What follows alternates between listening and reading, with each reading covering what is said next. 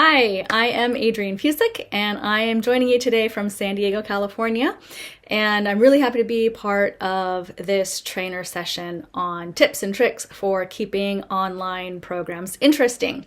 So I'm with an organization called IGC, In Good Company, and we focus on climate education, so science-based climate education as a precursor to action. So carbon literacy really fits in well with that. Also, another one of our focus areas is climate justice. So we really focus on making carbon literacy available to communities in San Diego who otherwise have barriers to this kind of training. So we get funding to be able to offer the course for free to community members. What we love so much about carbon literacy is the fact that people identify their own actions and then implement those actions in their community. So it's a really great way to advance grassroots climate action. So general tips, I'll go over some general tips first, and then I'll tell you about one of my main anxieties around delivering carbon literacy online, which is staying on schedule. And then I'll tell you what we do to stay on schedule. So basically, in terms of general tips, we always recommend keeping it as interesting as possible. So we don't run our trainings with just one facilitator. We have multiple, so usually 2 facilitators in each session. And that's true for our in-person and online sessions. Not only does this switch things up, but it also includes other perspectives, which is super crucial. We also encourage participants to be part of the conversation, and we're drawing on the collective intelligence of the group to arrive at answers. So we really encourage a lot of engagement. And in addition to breakout rooms, we include videos, we include discussions, we include games. And one of the game softwares that we use is Kahoot. So this is what Kahoot looks like. You can choose different question types and use GIFs, which make it really interesting.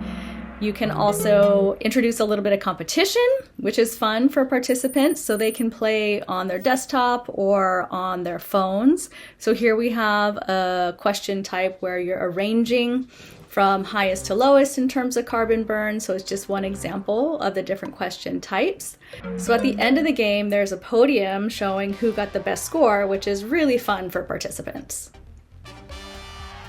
Be careful not to use this too much because it can get kind of repetitive. So just a little bit here and there.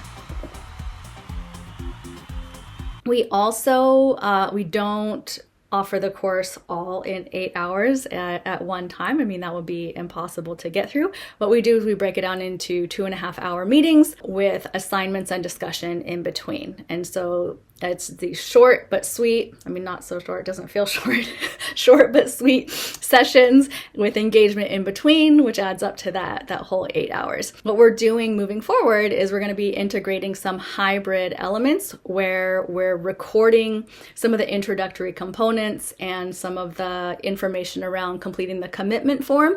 So we're going to record those and embed quiz questions throughout. So basically folks can, when they register for the course, they will automatically get the link to participate in that. And so there'll be quiz questions that kind of keep them engaged. So you can't just like sit there and watch without participating and being engaged. So they can do that ahead of time, participate in the program, which will be shorter then because those contact hours are being met on either end. And then after they meet with us, then they can do the same kind of quiz embedded video. And I'll include a link to Edpuzzle, which is the software that I use for that. So some of the things that we do to stay on schedule, which again I mentioned is my biggest concern, is we stay very, very organized. What I'm sharing with you right now, this is our initial content that we submitted for review and accreditation. So we want to make sure you see this here. This learning styles, we want to keep switching up these different kinds of modalities, right? So we want to engage listening, speaking, engaging physically, thinking. There's definitely a lot of conversation, but the way that I set this spreadsheet up to color code it is just so I can get an idea to make sure that we're actually having a good variety here. And so you can see I'm all about color coding. So our sessions are broken up by different color as well. So you can see here we have a good variety of different kinds of learning styles that are addressed here. And as you can see down here, we have our different cohorts.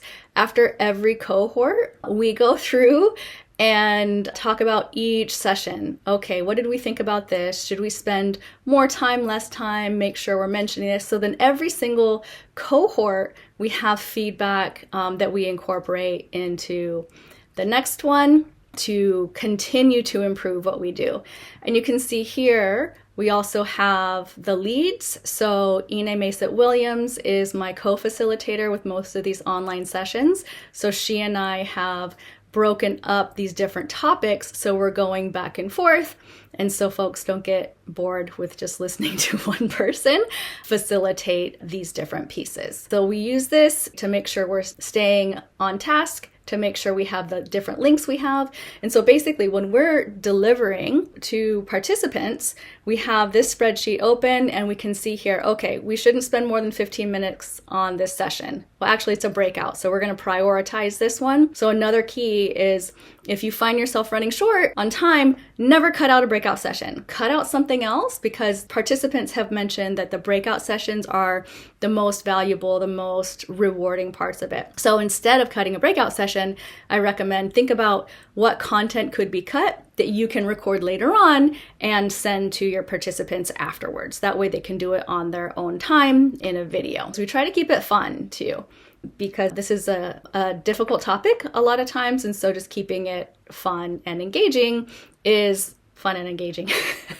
Another thing that we do to start incorporating is we're going to invite a special guest to every single one of our sessions.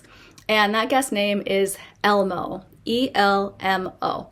So it stands for Enough, Let's Move On. So anybody can evoke ELMO. If I start talking too much, I'm wasting people's time, or it feels like a waste of time because I'm going on and on about a topic, anybody can put in the chat or say out loud, Elmo. And then no offense taken, let's go ahead and move on. And that's true for participants and each other. You know, if they're going off into a tangent, we can use another technique called parking lot. So basically during breaks, I'll use that time to address questions that we wouldn't, or have conversations that would be a little bit off topic for the content that we need to cover. So what we do is say, okay, you know, that's a great topic. I want to talk about it, but we're going to have to put it in the parking lot and we'll discuss it later on. And it doesn't necessarily have to be during a break. If people need to, you know, use the restroom or whatever, we can stay on afterwards and have those conversations. I think that's it. So I will give you my email address. Connect with me on LinkedIn if you have any questions or want to talk about this stuff. Okay, thank you and happy facilitating.